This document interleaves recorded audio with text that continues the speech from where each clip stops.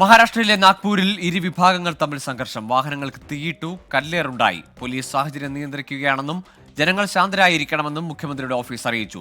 ശ്രീനാഥ് ചന്ദ്രൻ ചേരുന്നുണ്ട് മുംബൈയിൽ നിന്ന് വിശദാംശങ്ങളുമായി. ശ്രീനാഥ്, കേന്ദ്രമന്ത്രിമാരടക്കം ജനങ്ങളോട് ശാന്തരാകണമെന്ന് അഭ്യർത്ഥിക്കുന്ന ഒരു സാഹചര്യമുണ്ട്. സ്ഥിതിഗതികൾ എങ്ങനെ? ഗൂഗിൾ ഇന്ന് വൈകിട്ട് രാത്രി ഏതാണ്ട് 7 മണിയോടെയാണ് പെട്ടെന്ന് വലിയ തരത്തിലുള്ള ഒരു സംഘർഷം ഈ പ്രദേശത്ത് നാഗ്പൂരിൽ ഉണ്ടാവുന്നത്. നമുക്കറിയാം, കഴിഞ്ഞ കുറച്ച് ദിവസങ്ങളായി ഔറംഗസീബിന്റെ ശവകുടീരം പൊളിച്ചു നീക്കണമെന്നൊരാവശ്യവുമായി ബജരംഗ് ദളും VHPയും ഒക്കെ രംഗത്തുണ്ട്.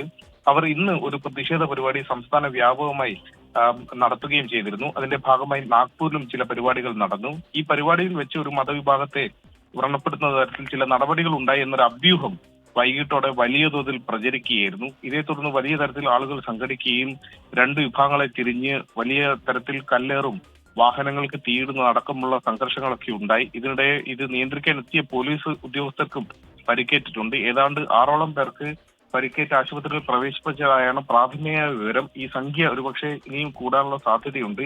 ടിയർ ഗ്യാസ് ഉപയോഗിച്ച് പ്രതിഷേധക്കാരെ പിരിച്ചുവിടാൻ, ഈ സംഘർഷം ഉണ്ടാക്കുന്ന ആളുകളെ പിരിച്ചുവിടാനുള്ള ശ്രമം പോലീസ് നടത്തി. കുറച്ചുപേരെ കരുതൽ തടങ്കലിലേക്ക് മാറ്റിയിട്ടുണ്ട്. കൂടുതൽ പോലീസ് സേനയെ പ്രദേശത്ത് വിന്യസിച്ചിട്ടുമുണ്ട്.